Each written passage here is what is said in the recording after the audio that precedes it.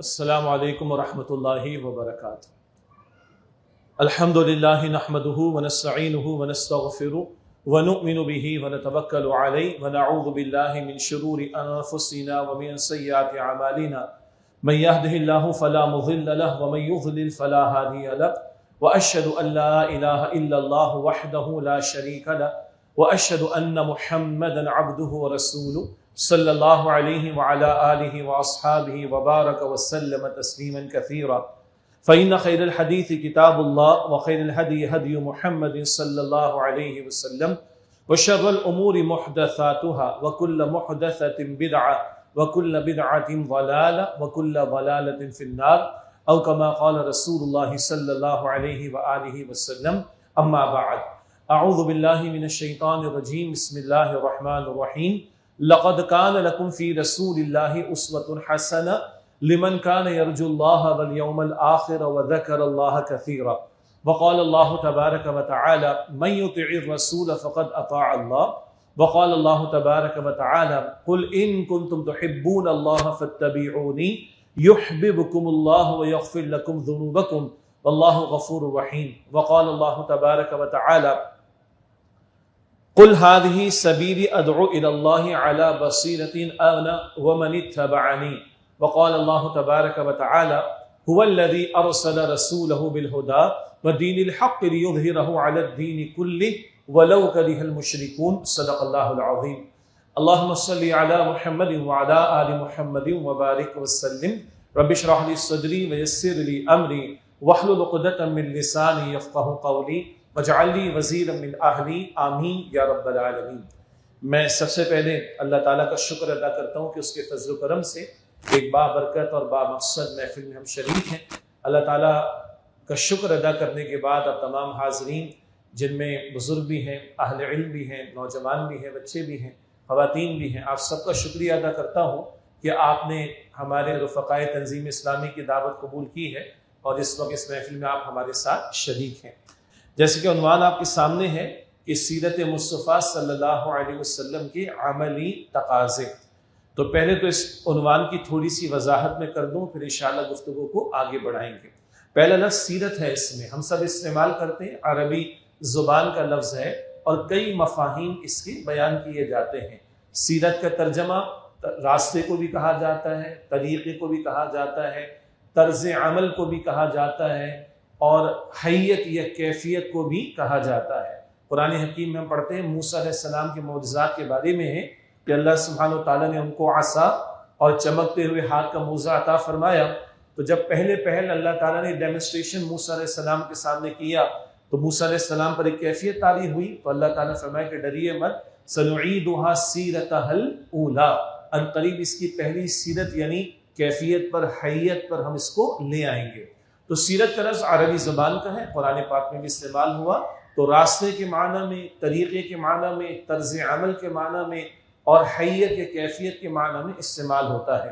ہماری اسلامی تاریخ میں نبی اکرم علیہ السلام کے حالات زندگی کے حوالے سے اول جب مطالعہ شروع ہوا یا کتابیں تحریر کی گئیں تو ان کو مغازی کہا گیا، جن میں اکثر غزوات کا ذکر آتا تھا۔ ظاہر بات ہے کسی غزوہ کے لیے جانے کے لیے کوئی راستہ طے کیا جائے گا، کسی راستے پر چل کر وہاں تک پہنچا جائے گا، تو اول دور میں لفظ سیرت ہے یہ مغازی کے معنی میں فقط استعمال ہوتا تھا اور غزوات کا ذکر اس میں کیا جاتا تھا، لیکن ہوتے ہوتے اب نبی اکرم علیہ السلام سے متعلق جو کچھ بھی ہے، آپ کے ذاتی اوصاف کا ذکر ہو، آپ کے حلیہ مبارک کا ذکر ہو، روزمرہ کے امور اور اعمال کا ذکر ہو، آپ کے شمائل کا ذکر ہو، آپ کے گھرانے کا ذکر ہو، پھر آپ کے اخلاق کا ذکر ہو، عبادات کا ذکر ہو، معاملات کا ذکر ہو، آپ کی دعوت و تبلیغ کا ذکر ہو، اللہ کے رسول علیہ السلام کے غزوات کا ذکر ہو، 23 برس کی جد و جہد کا ذکر ہو، جو کچھ بھی رسول اللہ علیہ السلام سے متعلق ہے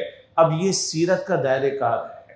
تو یہ وسیع معنی میں سیرت کا لفظ لغوی اعتبار سے تو راستے کے معنی میں، لیکن اصطلاحی اعتبار سے ہم اس کو استعمال کرتے حضور کی زندگی کے بارے میں صلی اللہ علیہ وسلم۔ جیسے حدیث کا لفظ ہے، حدیث کا لغوی معنی کلام ہے، حدیث اللہ کسے کہیں گے؟ اللہ کے کلام کو۔ اللہ کا کلام کیا ہے؟ قرآن حکیم، وہ بھی ایک بات ہے نا، اللہ کی بات ہے، اللہ کا کلام ہے۔ لیکن جب ہم اصطلاحی معنی میں لفظ حدیث استعمال کرتے تو یہ نقطہ ہوتا ہے حدیث رسول کے بارے میں صلی اللہ علیہ وسلم۔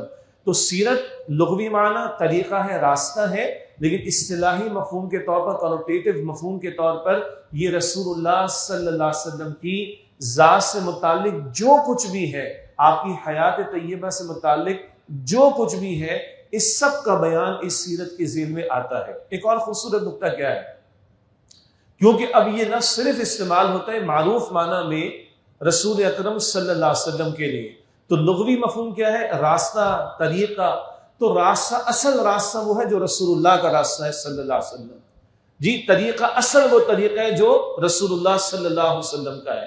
اس لیے عام طور پر جو خطبات میں شروع میں اللہ کے رسول علیہ السلام کے بتائے ہوئے کلمات کو پڑھا جاتا ہے، میں نے بھی ان کلمات کو پڑھا ہے آپ کے سامنے، فَإِنَّ خَيْرَ الْحَدِيثِ كِتَابُ اللَّهِ وَخَيْرَ الْهَدِي هَدِيُّ مُحَمَّدٍ صلی اللہ علیہ وسلم۔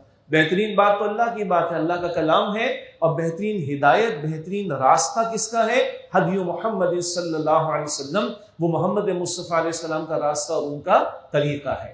تو یہ تو تھوڑی سی پہلی وضاحت، ابھی صرف عنوان کی وضاحت ہو رہی ہے۔ تو سیرت طریقہ، راستے کے معنی میں، لیکن اب معروف معنی میں اصطلاحی طور پر یہ رسول اکرم صلی اللہ علیہ وسلم کی ذات بابرکات کے حوالے سے استعمال ہوتا ہے، اور آپ کی حیات طیبہ کے حوالے سے جو کچھ بھی بیان ہے سیرت النبی کے ٹائٹل کے تحت وہ ہمارے ہاں گفتگو میں لایا جاتا ہے۔ اگلا لفظ ہے مصطفیٰ۔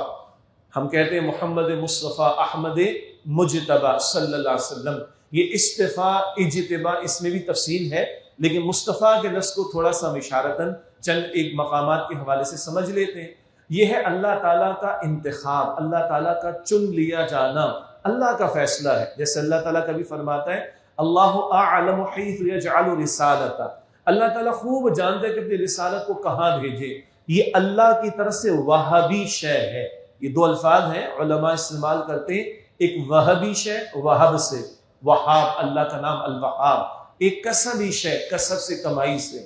تو بہت کچھ ہے جو ظاہر کے اسباب کو استعمال کرتے ہیں اور حاصل کر لیتے ہیں، لیکن نبوت اور رسالت کا معاملہ یہ کسبی شے نہیں ہے کہ کوئی اپنی محنت سے نبی بن جائے، رسول بن جائے، یہ وہابی شے ہے، یہ اللہ کی عطا کردہ۔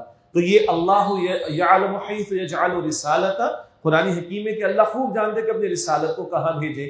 پھر اللہ تعالیٰ فرماتا ہے سورۃ الحج کے آخر میں، ہمارے ہاں استاد محترم بانی تنظیم اسلامی ڈاکٹر اسرار صاحب رحمۃ اللہ علیہ کے معروف دروس قرآن ہے منتخب نصاب کے عنوان سے، اس منتخب نصاب میں سورۃ الحج کے آخری رکوع کا درس بھی شامل ہے۔ وہاں الفاظ آتے اللہ یصطفی من الملائکۃ رسلا ومن الناس، اللہ چن لیتا ہے من الملائکہ، فرشتوں میں سے، رسول یعنی پیغام پہنچانے والے، ومن الناس اور لوگوں میں سے بھی۔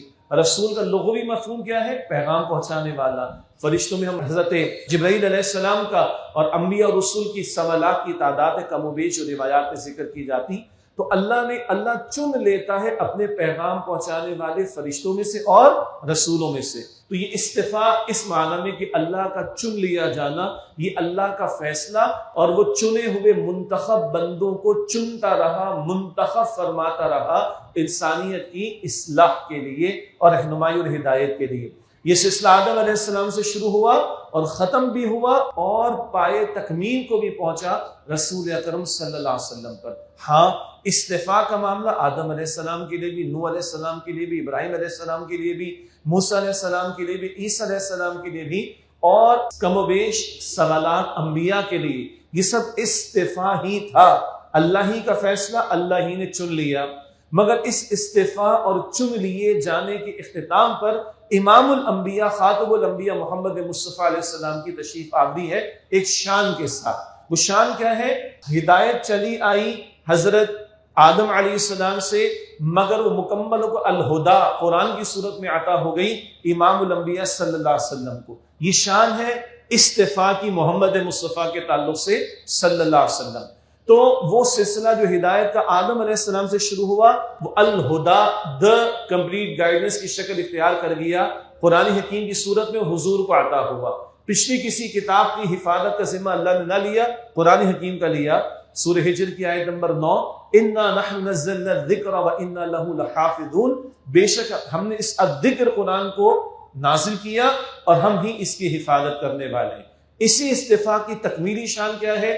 دین پہلے دن سے چلا آیا. سورہ آل عمران آیت نمبر 19، ان الدین عند اللہ الاسلام، دین تو اللہ تعالیٰ کے نزدیک فقط اسلام ہے، مگر اس دین کی تکمیل کا اعلان حضور پر ہوا صلی اللہ علیہ وسلم. سورۃ المائدہ کی آیت نمبر 3 بالکل شروع میں، الیوم اکملت لکم دینکم، آج کے دن میں نے تمہارے لیے تمہارے دین کو مکمل فرما دیا. یہ استفاء کی تکمیلی شان حضور پر صلی اللہ علیہ وسلم. تو قرآن آپ کو عطا ہوا، مکمل ہدایت نامہ اللہ نے محفوظ کر لیا.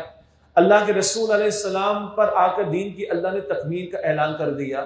استفاء کا سلسلہ چلا آیا ہے اور انبیاء اور رسول اللہ ہی نے منتخب کیے، لیکن پچھلے انبیاء اور رسول مخصوص قوم، مخصوص علاقے، مخصوص وقت کے لیے تھے. ثابت شدہ بات ہے کہ ایک وقت میں کئی انبیاء اور رسول موجود رہے، ایک وقت میں کئی علاقوں میں اللہ نے انبیاء اور رسول کو بھیجا، لیکن جب انسانیت اس سطح پر آ گئی کہ آخری پیغام محفوظ بھی رہے اور دین کی تکمیل بھی ہو اور اس آخری پیغام کا سارے عالم میں پہنچایا جانا ممکن ہو جائے، تو اب عالمگیر رسالت حضور کو عطا کر دی گئی صلی اللہ علیہ وسلم. سادہ سا نقطہ ہے، معروف بھی، دلچسپی کا باعث بھی ہوگا. جدہ کا ساحل ہم سب جانتے ہیں، رسول اللہ علیہ السلام کے دور میں بھی تھا. جدہ کے ساحل پر حضور کے دور میں چین سے آ کر جہاز لنگر انداز ہوتے تھے. جدہ کے ساحل میں حضور کے دور میں روم سے آ کر جہاز لنگر انداز ہوتے تھے.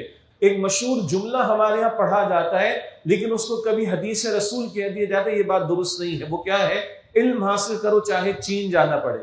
یہ بات ٹھیک ہے تاریخی اعتبار سے کہ چین موجود تھا، 5000 برس پرانی اس کی تاریخ موجود ہے، لیکن یہ جملہ قول رسول نہیں ہے صلی اللہ علیہ وسلم. اس کی وضاحت ہو جائے، لیکن چائنا موجود تھا، چائنا سے کنیکشن تھا، چائنا کے جہاز لنگر انداز ہوتے تھے یہاں پر آ کر جدہ کے ساحل پر. روم سے جہاز آتے تھے اور آپ اور ہم جانتے ہیں جب حضور علیہ السلام کی عمر مبارک 35 برس کی تھی تو خانہ کعبہ کی از سر نو تعمیر ہوئی تھی، رینیول ہوا تھا اس کی کنسٹرکشن کا. جو از سر نو تعمیر ہوئی ہے اس کی لکڑی کہاں سے آئی؟ وہ جدہ کے ساحل پر ایک روم کا جہاز لنگر انداز تھا، اس کی لکڑی کو حاصل کیا گیا.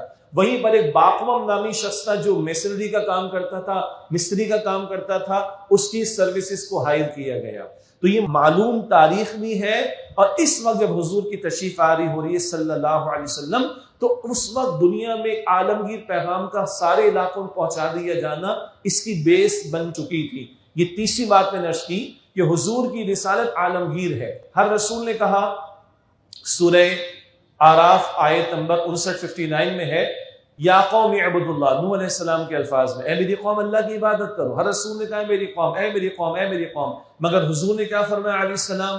سورہ البقرہ آیت نمبر 21 ہے، یا ایھا الناس اعبدوا ربکم، اے انسانوں اپنے رب کی عبادت کرو. یہ حضور کے عالم کی دعوت ہے. اسی طرح سورہ الاعراف کی آیت نمبر 158 ہے، حضور سے کہلوایا گیا علیہ السلام، قل یا ایھا الناس انی رسول اللہ الیکم جمیعا، اے نبی علیہ السلام فرما دے لوگوں میں تم سب کی طرف اللہ کا رسول بنا کر بھیجا گیا. یہ ابھی لفظ مصطفیٰ کے تحت حضور اکرم علیہ السلام کے مصطفیٰ ہونے کی شان کہ آخری کتاب آپ کو عطا ہوئی، حفاظت کا اللہ نے ذمہ لیا.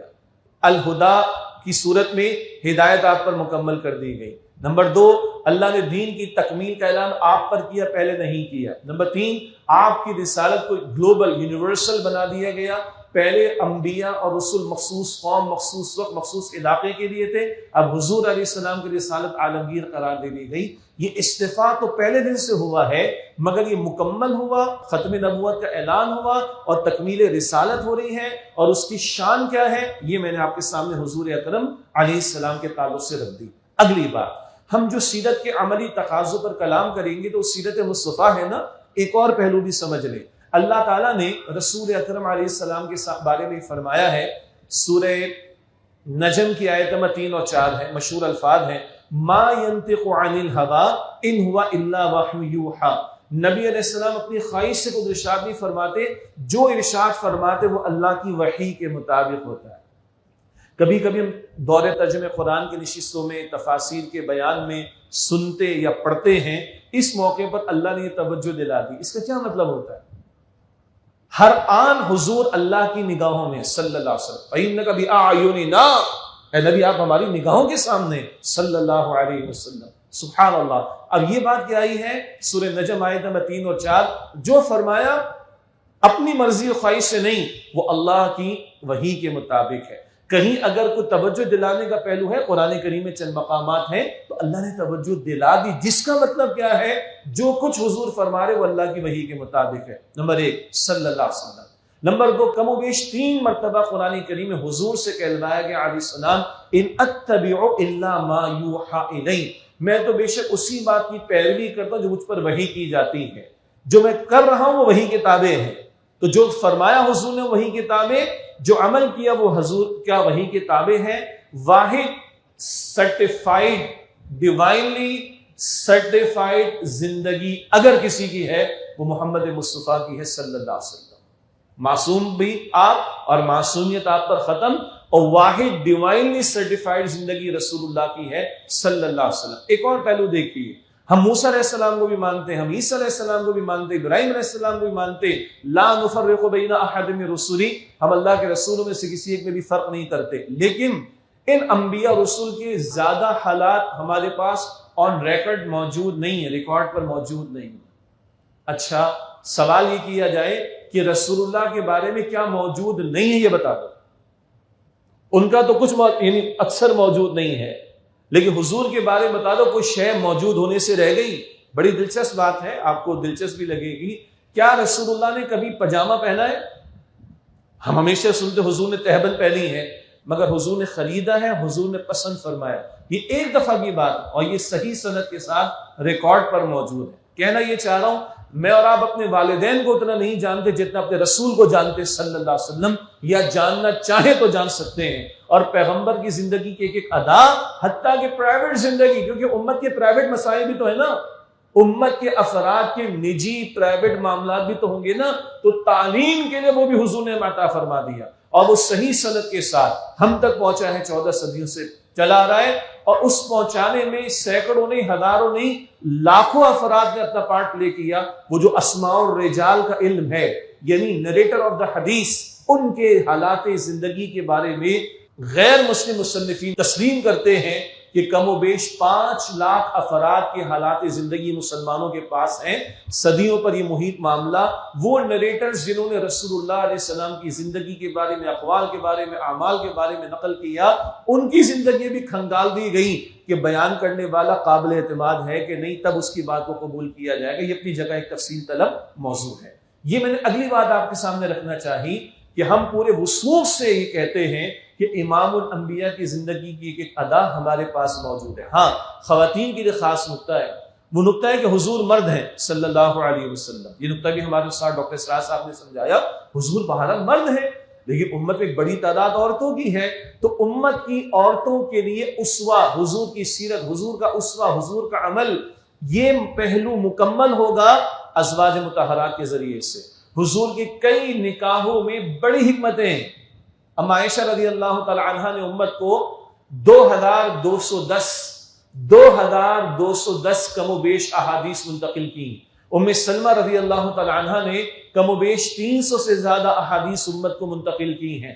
یہ اتنا بڑا خزانہ امت کی ماؤں کے ذریعے امت کو ملا ہے، تو علمی خزانہ بھی جبرائیل ہزاروں مرتبہ آئے۔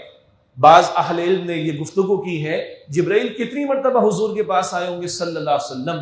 ایک رائے 50,000 مرتبہ۔ عجیب لگے گا آپ کو، 6,000 سے زیادہ تو قرآن پاک کی آیات ہیں، ہزاروں سے زیادہ تو احادیث روایت کی گئی، اور غزوات کا موقع، فلاں موقع، سبحان اللہ، بی بی خدیجہ تشریف لا رہی ہیں اور جبرائیل آ کر کہتے ہیں یا رسول اللہ، بی بی خدیجہ آپ کے پاس آ رہی ہیں، ان سے کہیے گا کہ اللہ نے سلام بھیجا ہے آپ کے پاس، اللہ نے آپ کو سلام بھیجا ہے۔ اللہ اکبر۔ تو علماء کا خیال ہے کہ 50,000 مرتبہ جبرائیل کا مبیش حضور کے پاس آئے صلی اللہ علیہ وسلم۔ یہ سب بھی منتقل ہوا، لیکن امت کی عورتوں کے لیے نمونہ، بیوی کی حیثیت میں، بیٹی کی حیثیت میں، یہ سیرت کا بیان مکمل ہوگا امت کی عورتوں کے لیے۔ کہاں سے؟ ازواج مطہرات سے، اور رسول اکرم علیہ السلام کی پیاری بیٹیوں کے طرز عمل کو پڑھ کر، اور پھر صحابیات کی زندگی کو دیکھ کر۔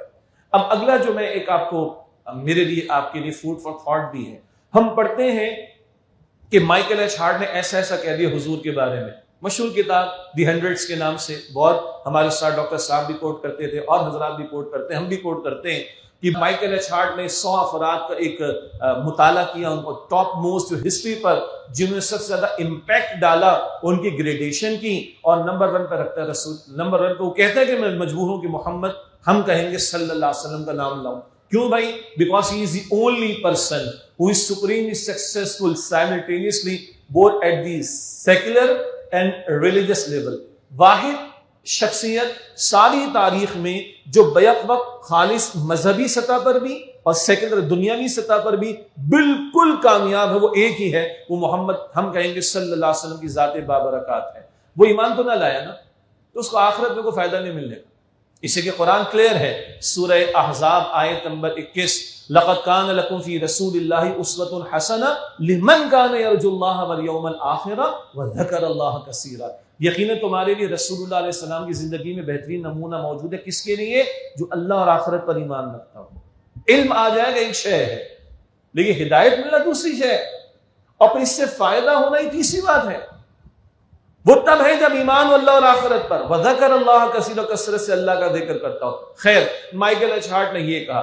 لیمرٹین ایک فرینچ ہسٹورین ہے، 19ویں صدی کا غالباً، اسے کمال کا انالیسس کیا، واقعی کمال کا انالیسس. وہ کہتے ہیں کہ اگر مقاصد کی عظمت اور وسائل کی کمی اور نتائج کا حیرت انگیز ہونا، کمال کے 3 معیارات ہیں، یعنی greatness of objectives, number 2 scarcity of resources، and number 3 amazing results. تو مقاصد کی عظمت، وسائل کی کمی اور نتائج کا حیرت انگیز ہونا، یہ فرینچ ہسٹوری لیمرٹین کہتا ہے اگر یہ 3 معیارات ہو کسی کی زندگی اور اس کی اچیومنٹس کو پرکھنے کے، تو کہتا ہے بتاؤ کون ہے جو محمد کے قریبی دکھائی دے صلی اللہ علیہ وآلہ وسلم. وہ تو نہیں پڑھے گا، ہم پڑھیں گے. گاندھی جی کے بارے میں معروف بات ہے کہ جیل میں شبلی نعمانی مرحوم کی جو سیرت النبی کی کتاب ہے، جس کا آغاز انہوں نے کیا، تکنیز سید سلیمان ندوی رحمۃ اللہ علیہ نے کی تھی، تو گاندھی جی نے 2 جلدیں پڑھنے کے بعد کہا کہ محمد صلی اللہ علیہ وسلم کی عظمت کا اعتراف کرنے کے لیے اور پڑھنے کی ضرورت نہیں. بعد میں کبھی الیکشنز کا دور تھا تو اس نے لوگوں سے کہا، اپنے کینڈیڈیٹ سے، کہ میرے پاس تمہارے سامنے پیش کرنے کو ابو بکر اور عمر کے سوا کوئی رول ماڈل نہیں ہے، یعنی نظام چلانے کے لیے. سو who was ابو بکر رضی اللہ عنہ، who was عمر رضی اللہ تعالیٰ عنہ. یہ رسول اللہ کی تربیت یافتہ غلام ہے صلی اللہ علیہ وسلم رضی اللہ تعالیٰ عنہما. اب جب ہم یہ سنتے، مائیکل ایچ ہارٹ نے یہ کہا، لیمرٹین نے وہ کہا، گاندھی نے ایسے کہا، فلاں نے ایسے کہا، تو 2-3 باتیں کلیئر کر لیں. محمد مصطفیٰ علیہ السلام کو ان کوٹیشنز کی کوئی ضرورت نہیں ہے، وہ مصطفیٰ ہیں، یہ ان کی مجبوری ہے. عربی کا مقولہ ہے الفضل ما شہدت بہ الاعداء، فضیلت تو یہ کہ دشمن کی عظمت کا اعتراف کرے. یہ ان کی مجبوری ہے کہ مانے محمد مصطفیٰ علیہ السلام کی عظمت کو، لیکن حضور کی شان کیا ہے کہ الفضل ما شہدت بہ الاعداء، کہ فضیلت تو یہ کہ دشمن کی عظمت کا اعتراف کرے. ان کو ماننا پڑتا ہے. ایک بات. دوسری بات، اگر ایمان نہ ہو اور آخرت پیش نظر نہ ہو تو معلومات بھی مل جائیں گی، انالیسس بھی ہو جائیں گے، کتابیں بھی چھپ جائیں گی، کوٹیشنز بھی آ جائیں گے، ہدایت نہیں ملے گی، فائدہ نہیں ہوگا اگر آخرت پیش نظر نہ ہو، اگر جواب دہی کا احساس نہ ہو. تیسری بات ہم سب کے لیے فوڈ فار تھاٹ، درو بینی، اپنے گریبانوں میں جھانکنے کے لیے. ان کافروں نے رسول اللہ کی سیرت کا مطالعہ کر لیا صلی اللہ علیہ وسلم، اور اتنا مطالعہ کیا کہ ایسے انالیسس کی کہ دنیا کوٹ کر رہی، دنیا کیا مسلمان کوٹ کر رہے ہیں ان لوگوں کو، ہے کہ نہیں سوچنے کی بات. ان کافروں نے اتنا مطالعہ کیا رسول اکرم علیہ السلام کی سیرت کا، اور ہم کون ہیں؟ ہم محمد مصطفیٰ علیہ السلام کے امتی ہیں، ان پر ایمان رکھتے ہیں، ان سے محبت کرتے ہیں، ان کی عقیدت اور احترام کے ہم معترف بھی ہیں اور اظہار بھی کرتے ہیں اس کا. ہمارے مطالعے میں حضور کی سیرت کتنی ہے صلی اللہ علیہ وسلم؟ ہمارے گھروں میں رسول اللہ علیہ السلام کی سیرت کا مطالعہ کتنا ہوگا؟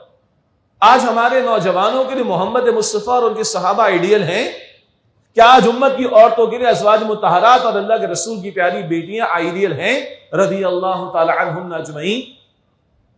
ہمیں سوچنا پڑے گا کیا واقعی ایسا ہے؟ اچھا، اللہ فرما رہا ہے وَإِنَّكَ لَعَلَىٰ خُلُقٍ عَظِيمٍ سورہ قلم کے شروع میں، اور اے نبی علیہ السلام آپ اخلاق کے بلند ترین مرتبے پر فائز ہیں، جن کو اللہ فرما رہے سورہ احزاب کی آیت نمبر 21 میں لَقَدْ كَانَ لَكُمْ فِي رَسُولِ اللَّهِ أُسْوَةٌ حَسَنَةٌ، یقیناً تمہارے لیے رسول اللہ علیہ السلام کی زندگی میں بہترین نمونہ موجود ہے. اللہ کی سرٹیفیکیشن ہے نا تو پھر کسی اور کی سند کی حضور کو ضرورت نہیں ہے. اور سادہ سی بات کیا ہے، بعدس خدا بزرگ تو یہ قصہ مختصر، اللہ کے بعد سب سے بڑی ہستی حضور کی ہے صلی اللہ علیہ وسلم. تو ان کافروں کا یہ انالیسس، ان کافروں کا یہ سب کچھ کہنا، اس کے پیچھے ان کا مطالعہ ہے نا، ان کا مطالعہ ہے، ان کا غور و فکر ہے. مائیکل ایچ ہارٹ نے تو 100 افراد کی گریڈیشن کرنے میں کتنا ٹائم لگایا ہوگا. انہوں نے اگر اتنا ٹائم حضور کی سیرت کے مطالعے میں لگایا ہے، ہم مسلمان بھی تو طے کر لیں، ماہ ربیع الاول ہی ہے نا، ہم طے کر لیں جی اگلے 1 سال تک ہمارے مطالعے میں سیرت کی کوئی کتاب رہے، اور ہم کوشش کریں کہ اس کا مطالعہ ہو. بہت عمدہ کتابیں ہیں ہمارے ہاں تنظیم اسلامی کے پلیٹ فارم پر. ہمارے اپنے تربیتی امور اور نشستوں اور نصاب میں کچھ کتابیں پہلے دن سے شامل ہیں. اس میں ایک بہت سادہ انداز میں مولانا یوسف اصلاحی صاحب کی کتاب ہے آداب زندگی. بہت اچھے ٹاپک وائز اس میں بیانات ہیں. اللہ کے رسول علیہ السلام کی سیرت کا ذکر اور تعلیم کا ذکر بھی آتا ہے، اعمال کا ذکر بھی آتا ہے. زبان بھی آسان ہے اور بہت طویل بھی نہیں ہے. آرام سے گھر میں بیٹھ کے بچوں کے ساتھ، بڑوں کے ساتھ اس کا مطالعہ کیا جا سکتا ہے. ہم اس کو ترغیب دیتے، اس کا مطالعہ کرنا چاہیے. آداب زندگی یوسف اصلاحی صاحب کی. اسی طریقے پر حضور کے اعمال، حضور کے افعال، حضور کے شب و روز کے معمولات، تو ڈاکٹر عبدالحی رحمۃ اللہ علیہ، خلیفہ مجاز حضرت تھانوی رحمۃ اللہ علیہ کے تھے، تو وہ ان کی کتاب ہے اسوہ رسول اکرم صلی اللہ علیہ وسلم. ہمارے ہاں بھی مطالعے میں رہی، چاہے اس سے استفادہ کریں الحمدللہ. اسی طرح شمائل، یہ پورا ٹائٹل ہے جس میں حضور کے آداب اور حضور کے اعمال کا ذکر آتا ہے. تو شمائل نبوی کے عنوان سے، شمائل محمدیہ کے عنوان سے صلی اللہ علیہ وسلم مختلف افراد اور علماء نے کتابیں مرتب کی ہیں. ان کا مطالعہ بھی مفید رہے گا. لیکن اسے مطالعہ نہ ہو، آگے ہمارا ٹاپک ہے عملی تقاضے، اس پر آنا ہے میں نے بھی انشاءاللہ تعالی.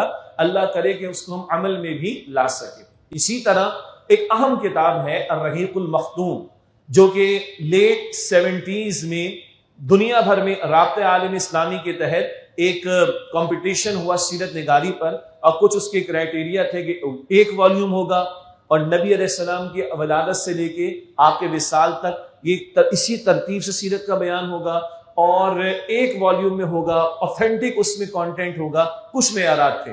اس پر 170+ کتابیں سبمٹ ہوئیں، اور جو نمبر 1 پر کتاب آئی وہ الرحیق المختوم، جو صفی الرحمان مبارک پوری رحمۃ اللہ علیہ ہندوستان کے عالم تھے، ان کی اس کتاب کو نمبر 1 پہ رکھا گیا.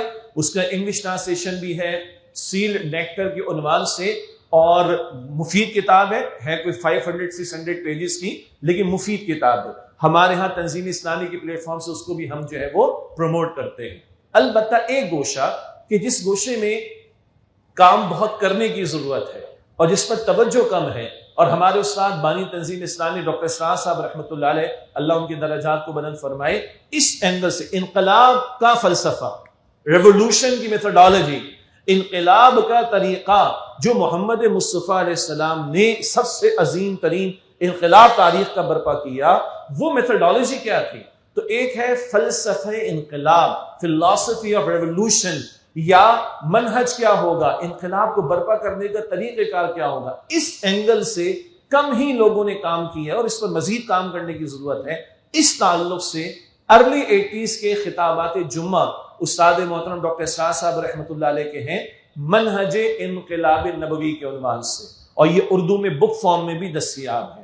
منہج کیا تھا حضور کا انقلاب برپا کرنے کا، افراد کو کیسے اللہ والا انہوں نے بنایا، رسول اکرم علیہ السلام نے یہ جماعت کیسے تیار کی، انقلاب کی جد و جہد کے لیے صبر کے مراحل سے کیسے گزارا، ان کی تربیت کیسے کی، ان کو باطل سے کیسے ٹکرایا، اور اللہ کے دین کے غلبے کی جد و جہد کے لیے میدان میں کیسے اتارا، سارا کام آگے بڑھا کیسے.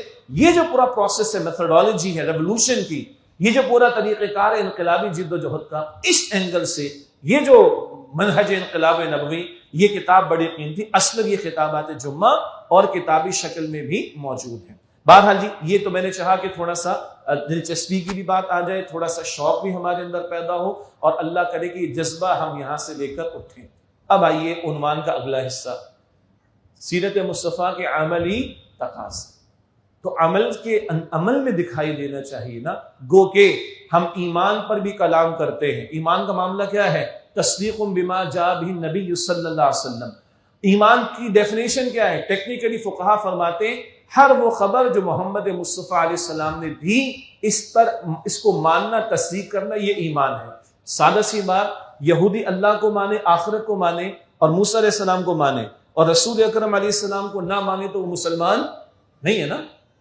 عیسائی اللہ کو مانے، آخرت کو مانے، عیسیٰ علیہ السلام کو بھی مانے، رسول اللہ کو نہ مانے تو ایمان والا نہیں ہے نا. یہ ایمان کا معاملہ ہے. قرآن کریم فرماتا ہے سورۃ البقرہ آیت نمبر 8 میں، سورۃ البقرہ آیت نمبر 8 دوسرے رکوع کی پہلی آیت ہے، وَمِنَ النَّاسِ مَن يَقُولُ آمَنَّا بِاللَّهِ وَبِالْيَوْمِ الْآخِرِ وَمَا هُم بِمُؤْمِنِينَ. اللہ فرما رہے لوگوں میں سے کچھ ہیں جو کہتے ہیں اللہ تعالیٰ پر ایمان لائے اور ہم آخرت پر ایمان لائے، اور اللہ فرما رہے وَمَا هُم بِمُؤْمِنِينَ، وہ ایمان والے نہیں. ارے اللہ کو مان رہے، ارے آخرت کو مان رہے. اللہ کہتے ہیں محمد مصطفیٰ کو نہ مانے تو مومن نہیں ہو سکتے، ایمان والے نہیں ہو سکتے. تو ایمان کی تفصیلات بھی بیان ہوتی ہیں ہمارے ہاں. حضور کی محبت کا ذکر بھی آتا ہے. قرآن کہہ رہے سورہ احزاب آیت نمبر 6، النبی اولیٰ بالمؤمنین من انفسہم، نبی علیہ السلام ایمان والوں کے نزدیک ان کی جانوں سے بڑھ کر عزیز اور مقدم اور محترم ہے. کئی پہلو اس میں. مقدم کا مطلب کیا ہے؟ بڑا پیارا اس میں تشریح کا نقطہ ہے. ہماری جانوں پر ایک تو جملہ ہمارے یہاں چلتے ہیں نا، میرے جسم میری مرضی، اس کی بحث میں نہیں جا رہا، لیکن بہرحال اٹس مائی چوائس نا. میں رات کو 10 بجے سوؤں، 11 بجے سوؤں وغیرہ وغیرہ، تو یہ میرا جسم ہے، میں استعمال کروں اپنے جسم کو. لیکن تشریح کیا ہے؟ النبی اولیٰ بالمؤمنین من انفسہم، نبی علیہ السلام اہل ایمان کے نزدیک ان کی جانوں سے بڑھ کر مقدم ہے. کیا مطلب؟ ہماری جانوں پر ہم سے بڑھ کر اللہ کے رسول کا حق ہے، اللہ کے رسول کا حق ہے. اللہ اکبر. اور بہت مشہور حدیث یاد آ گئی. ایک نوجوان اللہ کے رسول کے پاس آیا، شکایت دے کر آیا، یہ میرے ابا جان ہیں، یہ مجھ سے پیسے مانگتے ہیں. آج دماغ میں خناس ہے نا بعض لوگوں کے، میں 2 لاکھ ماہانہ کما رہا ہوں، 10 لاکھ ماہانہ کما رہا ہوں، ماں باپ کو سپورٹ کر رہا ہوں، ماں باپ کو بیڈ روم، ماں باپ کو بیڈ میں نے دیا، ماں باپ کو ایسے لگوا کے ماں باپ کا علاج میں کروا رہا ہوں. یہ آ جاتی ہے کبھی کبھی بات دماغ میں. اللہ اس خناس سے ہمیں محفوظ رکھے. تو یا رسول اللہ، یہ میرے ابا جان، یہ مجھ سے پیسہ مانگتے ہیں. اللہ کے رسول نے فرمایا کہ انت و مالک لوالدیک، تو اور تیرا مال دونوں تیرے باپ کے ہیں بھائی. سبحان اللہ. تو بیچتا گیا ہے، تشریح کر رہا ہوں، تو بیچتا گیا ہے. ہاں کروٹ لینے کے قابل نہ تھا تو تیرے باپ نے انویسٹ کیا اپنے آپ کو تجھ پر. ہاں اللہ اکبر. انت و مالک لوالدیک، تو اور تیرا مال دونوں تیرے والد کے ہیں. تو اگر میرے حقیقی والد کا حق ہے کہ میرا مال بھی ان کا، میری جان بھی ان کی، تو حضور ہمارے کون ہیں؟ امت کی مائیں ہیں نا ازواج مطہرات. تو حضور ہمارے کیا ہوئے؟ روحانی والد. ہماری جانوں پر ہم سے بڑھ کر حضور کا حق ہے صلی اللہ علیہ وسلم. اچھا حضور بالفعل تو موجود نہیں، اب کیا ہے؟ تو ہماری جانوں پر ہماری مرضی نہیں چلے گی، ہماری جانوں پر اللہ اس کے رسول کی مرضی چلے گی صلی اللہ علیہ وسلم. اللہ ہمیں توفیق دے اس نہج پر ان چیزوں کو سوچیں. تو ہم ایمان کا ذکر بھی کرتے ہیں، ہم محبت کا ذکر بھی کرتے ہیں، ہم احترام کا ذکر بھی کرتے ہیں. سورہ حجرات کی آیت ابھی پیش کرتا ہوں. سورہ حجرات میں اس منتخب نصاب میں شامل ہے جس کو بارہا ڈاکٹر شاہ صاحب رحمۃ اللہ علیہ نے بیان فرمایا. سورہ حجرات کی آیت نمبر 2 ہے، اور نبی علیہ السلام کے ادب اور احترام پر قرآن کریم کی حساس ترین آیت ہے. فرمایا کہ یا ایھا الذین آمنوا لا ترفعوا اصواتکم فوق صوت النبی، اے ایمان والو اپنی آواز کو نبی علیہ السلام کی آواز سے بلند نہ کرنا. ولا تجہروا له بالقول کجہر بعضکم لبعض، اور ان کے روبرو ان کے حضور اس طرح بلند آواز سے یہ ایسے ہلکے عام انداز میں لیمن انداز میں بات نہ کرنا روبرو حضور سے جیسے دوسرے سے کر لیا کرتے ہو. ان تحبط اعمالکم، ایسا نہ ہو کہ تمہارے اعمال حبط یعنی ضائع ہو جائیں، وانتم لا تشعرون، اور تمہیں شعور بھی نہ ہو. تمہاری آواز نبی کی آواز سے بلند، تمہاری نیکیاں برباد. اور ذرا نبی علیہ السلام کے معاملے میں بے ادبی کے پہلو، تمہاری نیکیاں برباد. اور برباد ایسے کہ تمہیں شعور بھی نہیں ہوگا. ایک گناہ بندہ کرتا ہے تو اندازہ نہیں میں نے گناہ کیا، احساس ہوگا توبہ کر لے، ایک کا پتہ ہی نہیں اس کو، ایسے تمہاری نیکیاں ضائع ہو جائیں گی. تو ہم ایمان کا ذکر بھی کرتے ہیں، ہم ختم نبوت کا ذکر بھی کرتے ہیں، ہم محبت کا ذکر بھی کرتے ہیں، اور ہم ادب اور احترام کا بھی ذکر کرتے ہیں. میں نے یہ وضاحت کیوں کی، اس کو بھی سمجھ لیں. آج ہمارے ہاں اختلافی بحثوں میں ہم نہیں جاتے، اوائڈ کرتے ہیں. وہ ہے جی کچھ منانا اور نہ منانا، ایسے ہی ہے نا. تو کچھ منانے والے دلائل دیتے ہیں اور کچھ نہ منانے والے دلائل دیتے ہیں، اور 12 کے بعد سب سو جاتے ہیں. میری بات اگر میں واضح کر پایا ہوں، کچھ لوگ بھائی یہ دن منانا چاہیے ہے نا، اس کے لاکھ دلائل ہیں، اور ایک ہے جی نہیں منانا چاہیے، اس کے لاکھ دلائل ہیں. اور 12 دن کے بعد سب کچھ ہو جاتا ہے، منانے والے اپنے دلائل، نہ منانے والے اپنے دلائل، 12 کے بعد سارے سو جاتے ہیں. تو حضور کے ساتھ تعلق زندگی بھر کا نہیں ہونا چاہیے؟ ایک پہلو. دوسری بات، جب ہم عملی باتوں پر توجہ دلاتے ہیں تو بعض لوگ کہتے ہیں جناب ان کے محبت نہیں ہے، ان کے ایمان کے تقاضے نہیں بیان کیے، ان کے ادب اور احترام بیان نہیں کیا جاتا. بھائی کیوں نہیں کیا جاتا؟ جب ہم دورے ترجمہ قرآن میں پورا قرآن بیان کریں گے تو یہ آیتیں نہیں آئیں گی. محبت کا پہلو بھی آئے گا، ادب کا پہلو بھی آئے گا، احترام کا پہلو بھی آئے گا اور عقیدت کا پہلو بھی آئے گا. یہ سب بیان ہوگا. لیکن جہاں ایمان ہے، محبت ہے، ادب ہے، احترام ہے، وہیں ایمان اور محبت کے عملی تقاضے بھی ہیں. اب آئیے عنوان کے اگلے حصے کی وضاحت ہوئی ہے. اب میں اس کی آگے تفصیل آپ کے سامنے رکھنا چاہوں گا. اللہ تعالیٰ نے 11 مرتبہ فرمایا قرآن کریم میں، 11 مرتبہ کم و بیش، اطیعوا اللہ و اطیعوا الرسول. یہی بات سورہ تغابن آیت نمبر 12 میں بھی آئی. اطیعوا اللہ و اطیعوا الرسول، اطاعت کرو اللہ کی، اطاعت کرو رسول اللہ کی صلی اللہ علیہ وآلہ وسلم. 11 مرتبہ یہ بات ہے. اچھا، لیکن ایک مرتبہ اللہ نے فرمایا سورہ نساء آیت نمبر 80 میں. سورہ نساء آیت نمبر 80 میں فرمایا من یطع الرسول فقد اطاع اللہ، جس نے رسول علیہ السلام کی اطاعت کی اسی نے اللہ کی اطاعت کی. دیکھیں اطاعت اصلاً اللہ کی ہے، عبادت تو ہے ہی اللہ کی، عبادت تو ہے ہی اللہ کی، اطاعت بھی اصلاً اللہ کی ہے. ہوگی کیسے؟ اللہ نے خود تو نہیں بتایا. اللہ نے پیغام مجھے اور آپ کو ڈائریکٹ تو نہیں دیا، پیغمبر کے ذریعے دیا علیہ السلام. تو پیغمبر کا نمونہ سامنے رکھ دیا اور پیغمبر کی اطاعت کو لازم کر دیا کہ ان کے پیچھے آؤ گے تو میری اطاعت ہوگی. اس میں آیا سورہ نساء کی آیت نمبر 80 میں من یطع الرسول فقد اطاع اللہ، جس سے پیغمبر رسول اللہ علیہ السلام کی اطاعت کی اسی نے اللہ کی اطاعت کی. نماز کی مثال لے لیں، سادہ سی مثال ہے.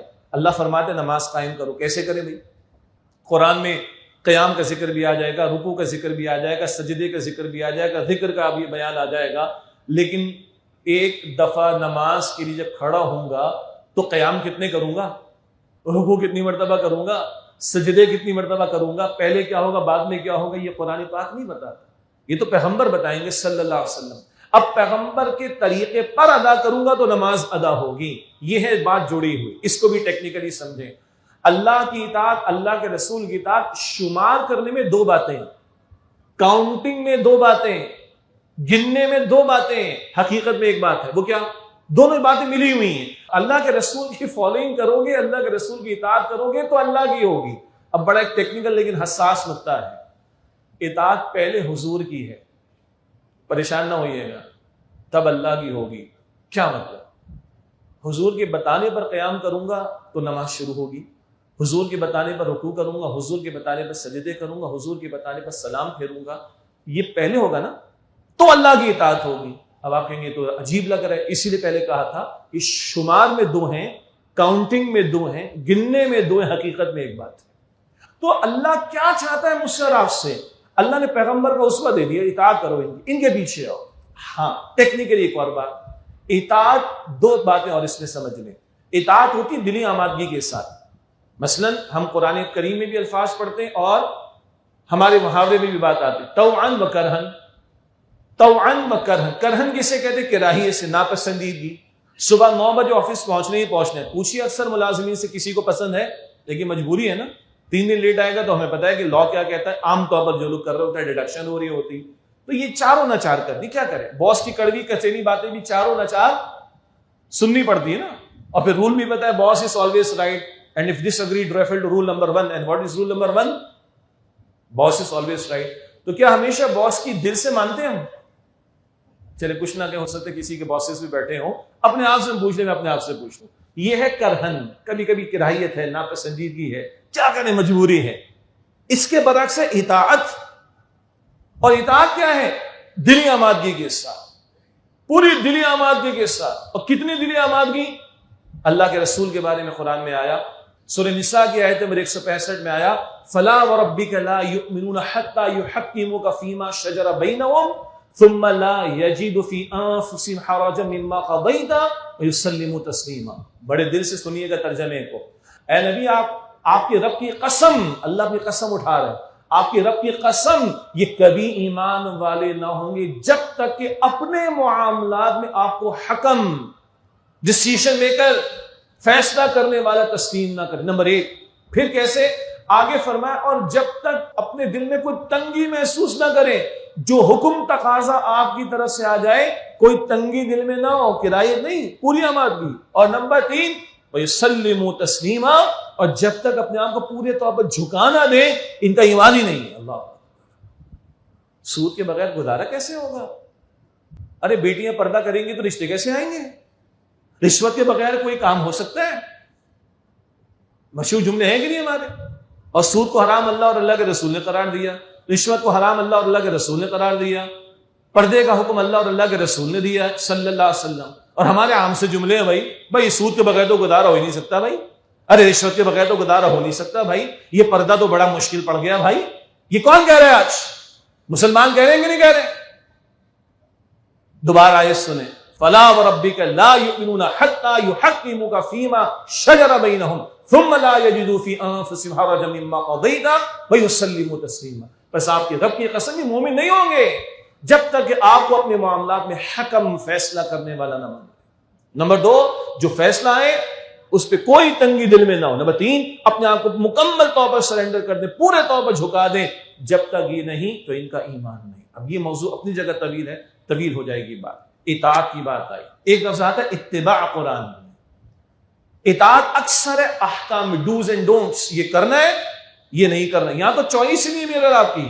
احکام کے معاملے میں میری اور آپ کی کوئی چوائس نہیں ہے، کوئی اختیار ہے ہی نہیں. جیسے سورہ احزاب کی آیت نمبر 36 میں اللہ تعالیٰ نے فرمایا، سورہ احزاب کی آیت نمبر 36، وَمَا كَانَ لِمُؤْمِنٍ وَلَا مُؤْمِنَةٍ اذا قضى اللہ ورسولہ امرا ان یکون لهم الخیارہ.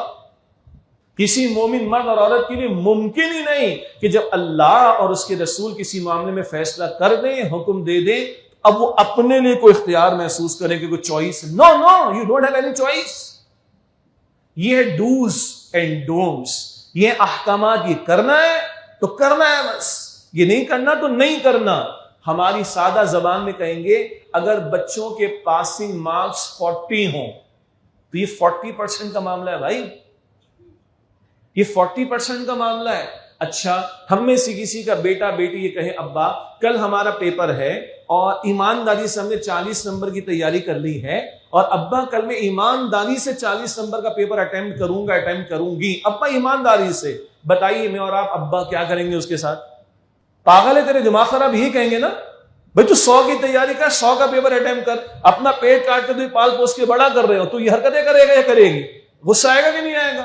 اولاد پہ تو آ رہا ہے 40% میں غصہ آ رہا ہے. ہم لوگ اپنا جائزہ لیں، 40% پہ بھی نہیں کھڑے ہوئے اور پھر مفتیان کرام سے پوچھتے ہیں مفتی صاحب یہ مسئلہ تو نہیں ہے نا، اس پہ زکوٰۃ تو نہیں لگتی نا، اس پہ وہ تو نہیں لگتا نا. ارے اللہ کے بندے 40 سے بھی نیچے آنے کے چکر میں ہو اور چاہیے جنت ہے ہمیں. اللہ اکبر. تو یہ اطاعت ہے ڈوز اینڈ ڈونٹس کا معاملہ. لیکن اللہ نے اپنی فقط اطاعت کے لیے محمد مصطفیٰ علیہ السلام کی اطاعت ہی کا تقاضا نہیں کیا، اللہ نے اپنی محبت کے دعوے کے ثبوت کے لیے اپنے پیغمبر کی اتباع کا تقاضا کیا ہے. اور آگے حدیث عرض کروں گا، حضور علیہ السلام نے اپنی محبت کے دعوے کے ثبوت کے لیے اپنی سنت کی پیروی کا ہم سے تقاضا کیا. سنیے اللہ تعالیٰ فرماتا ہے سورہ آل عمران آیت نمبر 31 میں، قل ان کنتم تحبون اللہ فاتبعونی یحببکم اللہ ویغفر لکم ذنوبکم واللہ غفور رحیم. اے نبی علیہ السلام فرما دیجئے لوگو اگر اللہ سے محبت کا دعویٰ، اللہ سے محبت کرنا چاہتے ہو، اے نبی آپ فرمائیے فاتبعونی، بس میری اتباع کرو، میرے پیچھے پیچھے آؤ، میرے فٹ اسٹیپس کو فالو کرو. یحببکم اللہ، اللہ تم سے محبت فرمائے گا، ویغفر لکم ذنوبکم، تمہارے گناہوں کو بخش دے گا، واللہ غفور رحیم، اور اللہ بہت بخش دینے والا، رحم فرمانے والا. یہ ہے اتباع. اور یہاں صرف ڈوز اینڈ ڈونٹس کا معاملہ نہیں، یہاں تو محبت اور عقیدت کے ساتھ بندہ حضور کی ایک ایک ادا کی پیروی کی کوشش کرتا ہے کہ میں آگے بڑھتا چلا جاؤں. آج ہمارے ہاں سلون ہوتے نا، سلون کہتے ہیں نا جی، ہم کہتے تھے حمام خانے، وہ سلون ہو گئے انگلش کے اندر جی. باربر شاپ ہوتی تھی وہ سلون ہو گیا. بچے جاتے ہیں وہاں پہ، لڑکے جاتے ہیں، کیا کہتے ہیں؟ یہ اسٹائل بنا دو، ٹھیک، یہ اسٹائل کا ہیئر اسٹائل بنا دو. بیوٹی پارلر شاپ پر بچیاں جاتی ہیں، بیٹیاں جاتی ہیں اس قوم کی، یہ بنا دو. کیا بنا دو؟ مشرک اداکاروں کے فوٹوگرافس ہوتے ہیں. اور ناراض نہ ہوئیے گا، زانیوں کے فوٹوگرافس ہوتے ہیں. یہ فلم انڈسٹری، یہ ناچ گانے، اس میں زنا نہیں ہو رہا. پیغمبر کی حدیث ہے آنکھ زنا کرتی ہے، کان زنا کرتا ہے، دل زنا کرتا ہے، زبان زنا کرتی ہے، ہاتھ زنا کرتا ہے، پیر زنا کرتے ہیں. کتنے اعضاء ہو گئے؟ 6. دوبارہ آنکھ، کان، زبان، دل، ہاتھ، پیر. مسلم شریف کی روایت ہے یہ زنا کرتے ہیں. اور پھر بالآخر وہ معاملے تک بندہ جاتا ہے یا تو شرمگاہ تصدیق کرتی، اللہ حفاظت رکھے کہ زنا ہو جاتا ہے بالآخر، یا پھر وہ تکذیب کرتی کہ بندہ بچتا ہے. اللہ اکبر. تو مشرکوں، زانیوں، سرکشوں، باغیوں کی پکچرز لگی ہوئی ہیں. ہمارے بچے کہتے ہیں ایسا بنا دو، ہماری بچیاں کہتی ہیں کہ ایسا بنا دو. آج ہمیں ادائیگی ان کی پسند ہے، کافروں کی. اللہ کے پیغمبر کی سنتوں کو ضائع کرنے والے، پیغمبر کی تو دعوت کو رد کر دی ہے، سنت تو بات کی بات ہے عمل کے اعتبار سے. اللہ کے دشمن، پیغمبر کے دشمن، اللہ کے دین کے دشمن، وہ آج رول ماڈل ہے ہمارے لیے. ان کی باتیں، ان کی ادائیں، ان کے کوٹ ہوتے ہیں ہمارے، چھپتے ہیں ہمارے یہاں. بڑے بڑے جو نیوز پیپرز ہیں انگلش کے اندر خاص طور پر فلاں کافروں کے کوٹس شو کرتے، پبلش کرتے ہیں اپنی پروڈکٹ کی ایڈورٹائزمنٹ کے لیے کہ فلاں کو پڑھے گا تو میری پروڈکٹ کا نام بھی اس کے سامنے آ جائے گا. But we don't believe in the quotes of Muhammad صلی اللہ علیہ وسلم. We don't. اب اللہ کے رسول کی حدیث سن لیں صلی اللہ علیہ وسلم. عملی تقاضوں کی بات شروع ہو گئی. حضور نے فرمایا، جامع ترمذی کی روایت، من احب سنتی فقد احبنی ومن احبنی کان معی فی الجنہ. جامع ترمذی کی روایت، جس نے میری سنت سے محبت کی یقیناً اس نے مجھ سے محبت کی، اور جس نے مجھ سے محبت کی وہ میرے ساتھ جنت میں ہوگا. اللہ حضور کا ساتھ ہم سب کو جنت الفردوس میں عطا فرمائے. مگر حضور کیا فرمانے؟ جس نے میری سنت سے محبت کی یقیناً اس نے مجھ سے محبت کی، اور جس نے مجھ سے محبت کی وہ میرے ساتھ جنت میں ہوگا. اب ایک اور حدیث پیش کر کے اس کی تشریح میں آپ کے سامنے چاہتا ہوں کہ اور آ جائے. ایک حدیث ہے جامع ترمذی میں، اللہ کے پیغمبر علیہ السلام نے فرمایا، مومن وہ ہے جسے دیکھ کر اللہ تعالیٰ یاد آ جائے. مومن وہ جسے دیکھ کر اللہ یاد آ جائے. اللہ ہم سب کو اچھا رکھے، اپنا بندہ بنائے، واقعتاً بندہ بنائے. لیکن میں پورے معاشرے اور ماحول کی بات کر رہا ہوں. اس پورے ہمارے معاشرے اور پوری قوم کے مزاج کو دیکھ کر مجھے بتائیے، آج ہمارے قومی مزاج کو دیکھ کر لوگوں کو اللہ یاد آتا ہے؟ حرکتیں جو ہماری، جھوٹ، وعدہ خلافی، خیانت، گالم گلوچ، یہ کس کا بیان ہے؟ یہ منافقین کا بیان ہے. حدیث 4 علامات مسلم شریف میں 4 ہیں، بخاری شریف میں 3 ہیں. منافق جب بات کرے گا جھوٹ بولے گا، جب وعدہ کرے گا توڑے گا، جب امانت رکھوائی جائے گی خیانت کرے گا، جب جھگڑا ہو تو گالیاں دے گا. حضور فرمائے جس میں چاروں پکا منافق، جس میں جتنی اتنا % منافق. 4 دوست بیٹھے ہوئے، گپے لگ رہی ہیں، نماز کا وقت بھی ہو گیا، سب کچھ وقت بھی گزر گیا، جا کے سو گئے. رات کو 2, 3, 4 بجے سیٹرڈے نائٹ، فرائیڈے نائٹ کو جاگے، لانگ ویکینڈ مل گیا، فجر کے وقت سو گئے. یہ عمل کیا بتا رہا ہے؟ اللہ کی بات، اللہ کی دکان امپورٹنٹ نہیں ہے، پیغمبر کی دعوت، پیغمبر کی بات امپورٹنٹ نہیں ہے، جو ہم بیٹھے میں گپے مار رہے ہیں امپورٹنٹ ہے. بس باقی مثالیں خود ہی سمجھ لیجیے. مومن وہ جسے دیکھ کر اللہ یاد آ جائے. یہ تو حدیث شریف تھی. اب میں تشریح میں عرض کرتا ہوں، تشریح میں نکتہ ہے. امتی وہ ہوگا جسے دیکھ کر رسول اللہ یاد آئے صلی اللہ علیہ وسلم. امتی وہ ہوگا جسے دیکھ کر رسول اللہ یاد آئے صلی اللہ علیہ وسلم. اب میں اپنے آپ سے پوچھوں، آپ اپنے آپ سے پوچھیں، آج ہم لوگوں کے معاملات کو دیکھ کر لوگوں کو رسول اللہ یاد آتے ہیں صلی اللہ علیہ وسلم؟ جی شادی بیاہ کے جو ہمارے یہاں انداز ہیں، آج ہم بھی اس وقت بینکویٹ پہ بیٹھے بابرکت محفل میں تو کہہ دیا کرتا ہوں، ہمارے یہاں بینکویٹس میں اور شادی لانز میں، ہالز میں جو کیفیت ہوتی ہیں، بڑے دل سے کسی نے ایک آرٹیکل لکھا سمجھانے کے لیے، انگریزی میں لکھا، غالباً اس کا اردو ترجمہ ہوا. سوچیں اگر آج رسول اللہ آپ کے گھر کے باہر آ جائے، آگے آتا ہوں میں انشاءاللہ، آج ہمارے رسول اللہ ہمارے کسی شادی بیاہ کے فنکشن کے باہر کھڑے ہو جائیں، ہم انہیں اندر بلانا پسند کریں گے؟ بولیں. آج رسول اللہ ہمارے گھر کے باہر کھڑے ہو جائیں آ کر، جو گھروں میں کیفیت ہو گئی ہے، سب نہیں لیکن بڑی تعداد میں، ہم اندر بلانا پسند کریں گے؟ بک شیلف میں کیا رکھا ہوا ہے اور ڈیٹا میں کیا کچھ ہے اور سرفنگ ہسٹری میں کیا کچھ ہے، بس جن کو سمجھ آ گئی. دوبارہ واپس آئیے.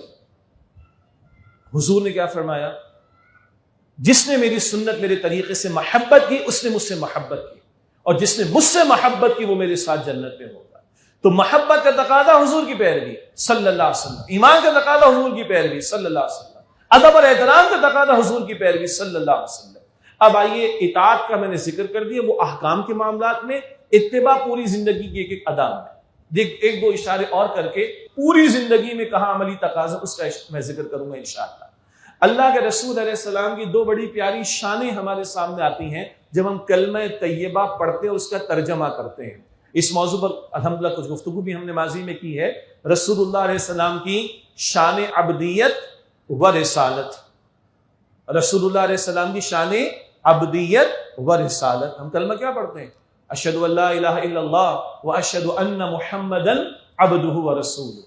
میں گواہی دیتا ہوں کہ اللہ کے سوا کوئی الہ کوئی معبود نہیں ہے، اور میں گواہی دیتا ہوں کہ محمد صلی اللہ علیہ وسلم اللہ کے بندے اور اس کے رسول ہیں۔ ایک حضور کی شان عبدیت ہے، ایک حضور کی شان رسالت ہے۔ کیا مطلب؟ یہ عبدیت والا رخ اللہ کی طرف، اللہ کے ساتھ تعلق، اللہ سے لو لگانا، اللہ ہی کو مقصود و مطلوب بنانا، اللہ راضی ہو جائے اس کی فکر کرنا، اللہ کی نعمتوں پر شکر ادا کرنا، مشکل آ جائے تو صبر کرنا، کوئی مشکلات کے حالات آ جائے تو اللہ پر توکل کرنا، اللہ کا ہو رہنا، اللہ سے مانگنا، اللہ کے سامنے رونا، اللہ کے سامنے گڑ گڑانا، اللہ کو ترجیح اول بنانا، یہ پوری زندگی حضور کی ہمارے سامنے تفصیل میں نہیں جا رہا ہوں۔ یہ ایک ہے شان عبدیت والا پہلو۔ اس تعلق سے بھی اللہ کے رسول کا اسوہ بہترین ہے صلی اللہ علیہ وسلم۔ آپ سے بڑھ کر اللہ کا عبد کون ہوگا؟ آپ سے بڑھ کر اللہ کا بندہ کون ہوگا؟ اور آپ سے بڑھ کر بندہ کامل کون ہوگا؟ آپ ہی کی ذات ہے۔ تو اللہ کے ساتھ تعلق میں ہم تو 5 نمازیں مشکل پڑ گئی، حضور تو ہمیشہ چھٹی بھی ادا کرتے تھے، کون سی؟ تہجد کی۔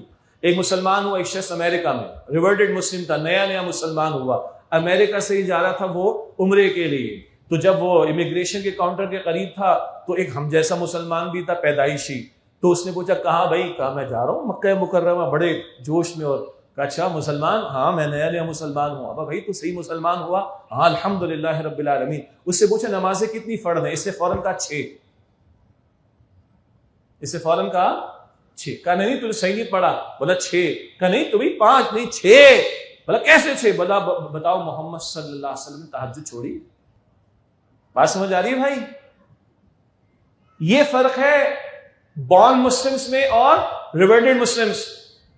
یہ فرق ہے مسلم بائی چانس کا اور مسلم بائی چوائس کا۔ طنز نہیں کر رہا، احساس زنا بیدار کرنے کی کوشش کر رہا ہوں۔ وہ تازہ مگر وہ سمجھ کر آیا ہے، وہ شعور کے ساتھ آیا ہے، وہ کانشیسلی آیا ہے، اور اس سے کہتے جب ایک ذات کو مان لیا محمد صلی اللہ علیہ وسلم، اب ان کی ہر بات کو ماننا ہے۔ تو پڑھتا رہے 5، پیغمبر نے چھٹی نہیں چھوڑی، میں چھٹی بھی ادا کروں گا ہمیشہ۔ اللہ اکبر کبیرہ۔ خیر، یہ شان عبدیت حضور کی، اس تعلق سے بھی حضور کی زندگی صلی اللہ علیہ وسلم۔ دوسری شان کیا ہے؟ شان رسالت۔ یہ رخ بندوں کی طرف ہے، اس میں آپ کا اسوہ بھی آئے گا، اس میں وہ اطاعت کا پہلو بھی آئے گا، اس میں اتباع کا پہلو بھی آئے گا، اور یہ ساری زندگی پر پھیلا ہے۔ چند اشارے اور پھر آخری بات انشاءاللہ۔ وہ چند اشارے کیا ہیں؟ حضور کا یہ شان رسالت والا رخ یہ بندوں کی طرف ہے، تو بندوں کے ساتھ معاملات یہ حضور نے سکھائے صلی اللہ علیہ وسلم۔ بڑے پیارے الفاظ ہیں سید سلیمان ندوی صاحب کے رحمۃ اللہ علیہ خطبات مدراس میں، بڑے طویل ایک پیراگراف ہے۔ اگر تم ایک باپ ہو تو محمد مصطفیٰ کو دیکھو، فاطمہ الزہرا کے والد کو دیکھو صلی اللہ علیہ وسلم۔ اس طرح بہت ساری باتیں انہوں نے گنوائیں۔ تو جتنے مرد بیٹھے مجھ سمیت، کوئی باپ بھی ہے، کوئی دوست بھی ہے، کوئی شوہر بھی ہے، کوئی استاد بھی ہے، کوئی معلم بھی ہے، کوئی پڑوسی بھی ہے، کوئی تاجر بھی، گنتے چلے جائیے نا۔ خواتین اگر بیٹھی ہیں پردے میں تو پہلے ذکر آ گیا، تو حضور کی ازواج مطہرات اور حضور کی پیاری بیٹیوں کی زندگیوں کو دیکھیں گے تو وہ تعلیم حضور کی کیا ہے وہ ہماری خواتین کے سامنے آ جائے گی انشاءاللہ تعالی۔ تو ایک تو یہ زندگی کے مختلف رولز ہیں میرے اور آپ کے، باپ ہونے کے ناطے، شوہر ہونے کے ناطے، اولاد ہونے کے ناطے، بھائی ہونے کے ناطے، پڑوسی ہونے کے ناطے، باس ہونے کے ناطے، معلم ہونے کے ناطے، جج ہونے کے ناطے، پولیٹیشین ہونے کے ناطے، سپہ سالار ہونے کے ناطے، سربراہ ریاست ہونے کے ناطے، ان تمام رولز کے اعتبار سے حضور کا اسوہ موجود ہے۔ اللہ نے توفیق دی کہ مطالعہ کریں۔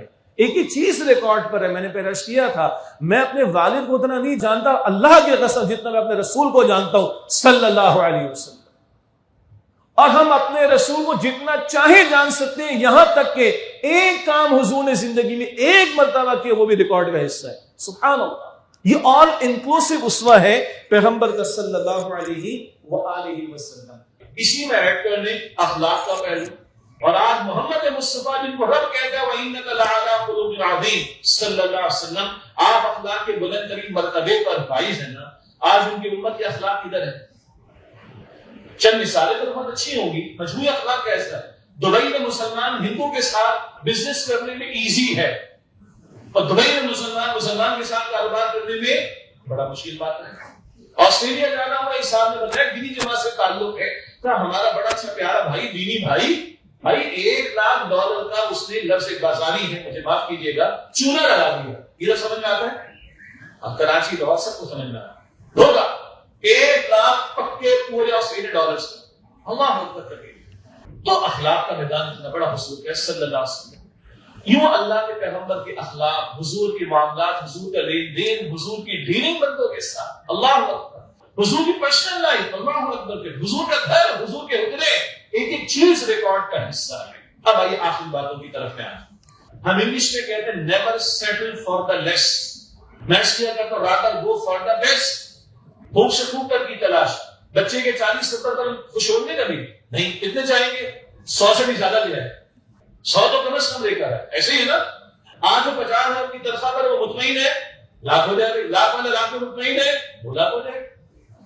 شادی بیاہ کے موقع پر جو ہمارے یہاں بوفے کا سسٹم ہوتا ہے، جس طرح کھلتا جیسے ہم ٹوٹ پڑتے ہیں، پتہ نہیں صدیوں کو بھوکے ہیں، اور اس کے سب سے پہلے کیا ہوتا ہے؟ یہ مین آئٹم سب سے پہلے فارغ ہو جاتا ہے. بیسٹ کی طرف، بک کی طرف. بچوں کے ایگزامز بہترین نمبر، بچوں کی جاب بہترین جاب، رشتے بہترین رشتے، گھر بہترین گھر، گاڑی بہترین. کبھی کم پر ہم اتفاق نہیں کرتا. ایسے ہی نا. خوب سے خوب کر کی تلاش. Never settle for the less, rather go for the best. So what is the best of the best in the Sunnah of Rasulullah alayhi salam? پیغمبر کی زندگی کو دیکھو. 23 برس کی سنت کیا ہے؟ 23 برس کی محنت کیا ہے؟ اس کے لیے ایک آیت تلاوت کی گئی تھی. سورہ یوسف کی آیت نمبر ہے 108. قل هذه سبیلی ادعو الى اللہ علی بصیرۃ انا ومن اتبعنی. اے نبی علیہ السلام فرما دیجیے یہ میرا راستہ، سبیل راستہ، یہ میرا راستہ ہے، یہ میرا طریقہ ہے. میں اللہ کی طرف بلاتا ہوں پورے بصیرت کے ساتھ، پورے یقین اور کنوکشن کے ساتھ. میں بھی یہ کام کر رہا ہوں. ومن اتبعنی، آگے اتباع کا لفظ، اور جو میری اتباع کرنے والا ہے.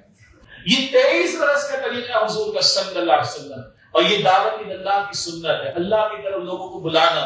اور یہ وہ سنت ہے جس میں دیوبندی، بریلوی، اہل حدیث، کسی مکتب فکر کا کوئی فرق یا اختلاف نہیں. ایک بڑا پیارا کتاب سے ہمارے شائع ہوتا ہے دعوت اللہ. ڈاکٹر شاہ صاحب کا بڑا قیمتی خطاب ہے، اور غالباً اہل حدیث دارالعلوم میں وہ خطاب تھا، اور اس میں سنت کو ڈاکٹر صاحب نے بیان کیا. بھائی حضور کی ہر ادا قیمتی ہے، میں نے پہلے بھی ذکر کیا، ہر ادا حضور کی قیمتی. اور امت کو جوڑنے والوں نے ہمیشہ کس طرح سمجھایا. ہمیں جو آپ کو چھوٹے موٹے اختلافات میں کبھی ہاتھ اوپر باندھ لیا، اس سے ہاتھ آپ کے نیچے باندھ لیا، اختلاف ہے نا، علمی اختلاف ہے کہ یہ افضل، کہ یہ افضل. اور کچھ ہاتھ چھوڑ کے نماز ادا کریں گے. امام مالک کی رائے ہے، اہل تشیع کیا بھی ہے. پریشان نہیں ہونا چاہیے. یہ سب آرا حضور کے صحابہ سے حضور تک پہنچتی ہے صلی اللہ علیہ وسلم. ہاں ایک سنت ہمیشہ ہاتھ سینے پر باندھنے کی وہ بھی جاری رہے گی، امام شافعی کے ہاں. ایک سنت ہمیشہ ناف کے نیچے باندھنے کی امام ابو حنیفہ کے ہاں ان کی رائے کے مطابق، جو کتاب و سنت کے مطابق وہ جاری رہے گی. ایک سنت ہاتھ کو چھوڑنا یہ بھی حضور کی سنت ہے، یہ بھی قیامت تک جاری رہے گی. اللہ نے ہر ادا حضور کی محفوظ کر دی. دل بڑا کرنا چاہیے، لیکن ان میں اختلاف رہے گا کہ یہ افضل ہے ہاتھ اوپر باندھنا، یہ ہاتھ نیچے باندھنا، یا ہاتھ چھوڑنا.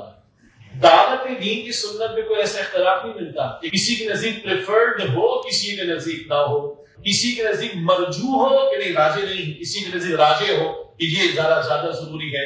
ایسا کوئی حنفی، شافعی، مالکی، حنبلی کسی کا اختلاف نہیں ملے گا. بقیہ اعمال میں بڑی دلچسپ ایک نقطہ ہے، مال نکالتے نا بال میں، یہ درمیان سے ہو یا سائڈ سے ہو، دونوں آرام ملتی، حضور کی آرام ملتی صلی اللہ علیہ وسلم. اچھا جنازے کے ساتھ جانا چاہیے. حضور پہلے ہر جنازے کے ساتھ جاتے تھے، بعد میں آپ نے متروک کر دیا کہ امت کے کوئی فرض نہ ہو جائے. یہ آرام مل جائے گی. تو پہلے عمل ہے، بعد میں نہیں ہے. کسی کے نزدیک یہ افضل ہے، کسی میں وہ افضل ہے، یہ علمی اختلاف تو مل جائے گا، لیکن دعوت اللہ کی سنت پہ کسی کو اختلاف نہیں ملے گا کہ بھئی یہ سنت ہے یا نہیں ہے، یہ افضل ہے یا غیر افضل ہے، یہ راجح ہے یا مرجوح ہے، یہ پریفرڈ ہے یا یہ نان پریفرڈ ہے، ایسا کوئی اختلاف نہیں ملے گا۔ اور یاد رکھیے گا نمازیں پچھلی امتوں نے بھی ادا کی، زکات پچھلی امتوں نے بھی، وہاں پر بھی فرض ہے، کوئی مسئلہ نہیں، لیکن ہماری فضیلت کس بنیاد پر؟ صرف نمازوں پر، زکات پر، روزے پر، حج پر، عمرے پر، قربانی پر، نوافل پر؟ نہ یہ امت اس کام کے لیے کھڑی کی گئی، اس سنت کے لیے کھڑی کی گئی ہے۔ سورہ عمران آیت نمبر 110، کنتم خیر امت اخرجت للناس تأمرون بالمعروف وتنہون عن المنکر، تم بہترین امت ہو، تمہیں انسانوں کے لیے کھڑا کیا گیا، انسانوں کے لیے پیدا کیا گیا، تم نیکی کا حکم دو گے، بدی سے روکو گے۔ اعمال تو پچھلی امتوں نے انجام دیے، عبادات ہو، معاملات ہو، اخلاق پہلے بھی ہے، تمہیں بھی کرنا ہے، مگر تمہاری فضیلت صرف عبادات رسومات کی تعلیم اور اخلاقیات سے نہیں، تمہاری فضیلت اس کام کی وجہ سے ہے جو پہلے انبیاء رسول کر رہے تھے اور اب وہ ختم نبوت کے بعد امت مسلمہ کے کام کو کر رہے ہیں۔ اب last but not the least, اہم ترین معاملہ کیا ہے؟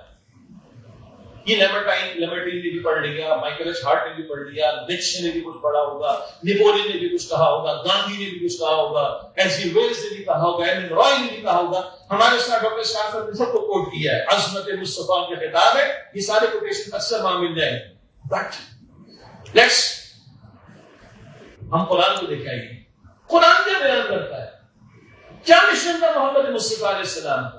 3 دفعہ قرآن میں الفاظ آئے، سورہ توبہ آیت نمبر 33 میں، سورہ فتح کی آیت نمبر 28 میں، سورہ صف کی آیت نمبر 9 میں۔ اکثر ہمارے یہاں بیان موجود ہوتے ہیں، ہمارے ساتھ ڈاکٹر صاحب نے بڑی تفصیلی اس پر گفتگو کی ہے۔ ایک ہی ایسے الفاظ آئے، هو الذی ارسل رسولہ بالہدی ودین الحق لیظہرہ علی الدین کلہ، وہ اللہ نے جس نے اپنے رسول علیہ السلام کو بھیجا الہدی مکمل ہدایت نامہ قرآن حکیم دے کر، اور دین حق، دین حق، دین اسلام دے کر، لیظہرہ علی الدین کلہ، تاکہ آپ اس دین حق کو کل نظام زندگی پر غالب فرما دیں۔ 2 جگہ آیا سورہ توبہ سورہ صف میں، وَلَوْ كَرِهَ الْمُشْرِكُونَ، چاہے مشرکین کو کتنا ہی ناگوار گزرے، اور سورہ فتح کی آیت 28 میں آیا وَكَفَى بِاللَّهِ شَهِيدًا، اور اس کام کے لیے بطور مددگار اللہ تعالیٰ خود ہی کافی ہے۔ جی یہ ہے اللہ جو بتا رہا ہے کہ میرے رسول کو بھیجا صلی اللہ علیہ وسلم، کس مقصد کے لیے بھیجا؟ قرآن کیوں عطا ہوا؟ صرف پڑھ لیا جائے، تلاوت کر لیا جائے، شاعر کر لیا جائے، محفل اس سے قرآن کا اہتمام کر لیا جائے، یہ سب کرو، لیکن اس قرآن کے احکام کا نفاذ ہونا چاہیے۔ دین کیوں دیا ہے؟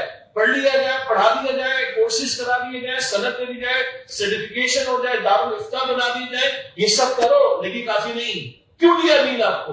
لیظہرہ علی الدین کلہ، تاکہ اس دین حق کو کل نظام زندگی پر غالب فرما دے۔ نماز پڑھ دے گا، 4 نمازیں قضا ہوئی ہیں غزوہ خندق کے موقع پر، غزوہ احزاب کے موقع پر۔ حق و باطل کا معرکہ شروع ہو گیا، قتال فی سبیل اللہ کا میدان سج گیا مدینہ شریف، مدنی زندگی میں 4 نمازیں قضا ہوئی ہیں مدینہ شریف کے دفاع کے لیے، خندقیں کھول دی تھی، بیٹل آف لنچز اسے کہا جاتا ہے۔ اللہ اکبر کبیر۔ کھانا کھانے کی دعائیں ہیں نا، کھانا کھانے کے آداب ہے نا، بسم اللہ پڑھ کر کھانا چاہیے، سیدھے ہاتھ سے کھانا چاہیے، دعا پڑھ کر کھانا چاہیے، اپنے سامنے سے کھانا چاہیے، کھانے کے بعد دعا پڑھنی چاہیے، ایسے ہی ہے نا۔ اگر کھانا نہ ہو تو کیا کرنا چاہیے؟ یہ سنت آ گئی، اب کیا کریں گے؟ اب تو پیغمبر کو دیکھیں گے کیا کرنا ہے صلی اللہ علیہ وسلم۔ اما میرے آپ کی ماں کہتی ہیں، اما عائشہ رضی اللہ تعالیٰ عنہ، 2 مہینے ہمارے گھر میں چولہا نہیں جلتا، یہ نبی اسٹینڈرڈ ہے حضور علیہ السلام، 2 مہینے ہمارے گھر میں چولہا نہیں جلتا۔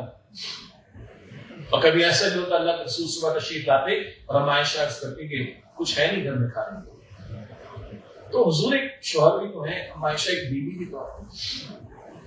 اللہ کے رسول فرماتے کہ چلو کوئی بات نہیں، میں روزہ کیا، میں روزے کی نیت کرتا۔ بات سمجھ آ رہی؟ خوشبو لگانا سنت ہے۔ آج خوشبو 9 لاکھ روپے کی چھوٹی سی بوتل طائف کے کالے گلاب کی مارکیٹ ہو رہی ہے۔ کتنی؟ 9 لاکھ روپے کی اتنی چھوٹی سی بوتل دیکھی نہیں، سنا ہے میں نے، تو صاحب مارکیٹ کر رہا ہوں ان کی زبان سے۔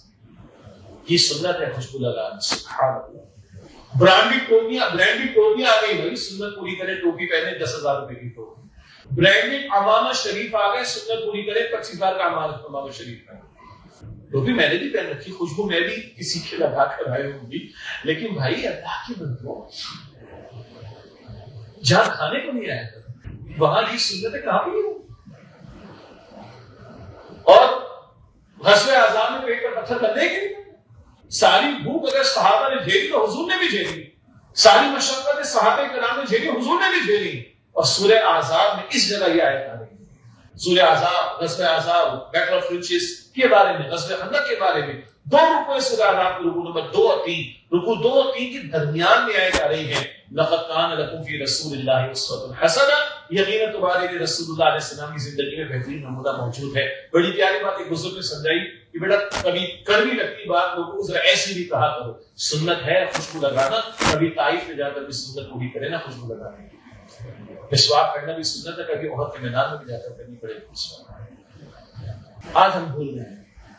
اے خاص اے خاصان رسول، وقت دعا ہے، امت پہ تیری آگے آج وقت بڑا ہے. وہ دین جو بڑی شان سے نکلا تھا وطن سے، پردیس میں آج والی کو بنا ہے. اور اس وقت موضوع تو نہیں تھا ہمارا، لیکن اس وقت جو ہمارے حالات ہیں، غزہ کے ہوں، عرب کے ہوں، عجم کے ہوں، ملک کے ہوں، امت کے ہوں. ہم نے خطاب جمعہ میں آج بھی میں نے بات کی، پچھلے خطاب جمعہ کراچی والے جمعے میں بھی خطاب کیے، وہ الگ موضوعات ہیں. لیکن ایک نقطہ کیا ہے، امت نے امت والا کام چھوڑا ہے، پیغمبر کے عطا کردہ دین کو چھوڑا ہے. آج ہم دنیا میں ذلت اور رسوائی کا شکار ہیں. اصل ہماری ذلت اور رسوائی اس کام کو چھوڑ دینے کی وجہ سے. تو یہ ہے سیرت مصطفیٰ کے عملی تقاضوں کا معاملہ. یہ سے چند سنت ہے کہ ہم نے روزمرہ کے آداب کی ادا کر کے سمجھے کہ سنت کے تقاضے پورے ہو گئے. نہیں بھائی نہیں، 23 برس کی سنت دعوت دین اور 23 برس کا مشن غلبہ دین، اقامت دین کی جدوجہد، جس کے لیے اللہ کے پیغمبر کو بھیجا گیا، جس کے لیے حضور کا خون اثر طائفی دلوں میں بہا، جس کے لیے حضور نے روکی آنکھوں سے بیت اللہ شریف الوداع کہا، جس کے لیے حضور کا خون احد کے میدان میں بہا، جس کے خاطر حضور نے پیٹ پر پتھر باندھے، جس کے خاطر حضور نے اپنے چچا کا مثلا شدہ بے حرمتی کیا گیا لاشا دیکھا ہے، اپنے 70 پیارے صحابہ اللہ کی راہ میں پیش کیے احد کے میدان میں. جس مشن کے خاطر 259 صحابہ کرام کی جانوں کے نذرانے حضور نے اپنی 23 برس کی جدوجہد پیش کیے. آج میرے اور آپ کے کاندھوں پر ہے. وقت فرصت ہے، کہاں کام ابھی باقی ہے، نور توحید کا اتمام ابھی باقی ہے. اور دل سے پوچھیں، حضور کا مشن تو یہ ہو، حضور کی جان تو یہاں لگے، حضور کا وقت اور مال تو یہاں لگے، حضور کا گھر یہاں پر لگے، حضور کے صحابہ یہاں پر لگے. میرا اور آپ کا مشن کیا ہے؟ میری اور آپ کی جانیں سب سے زیادہ کہاں لگ رہی؟ میرا اور آپ کا مال سب سے زیادہ کہاں لگ رہا ہے؟ میرا اور آپ کے گھرانے اور اولاد اور وسائل کہاں لگ رہے ہیں؟ کہ محمد سے وفا تم نے تو ہم تیرے، یہ جہاں چیز ہے کیا لوگ قلم تیرے صلی اللہ علیہ وسلم.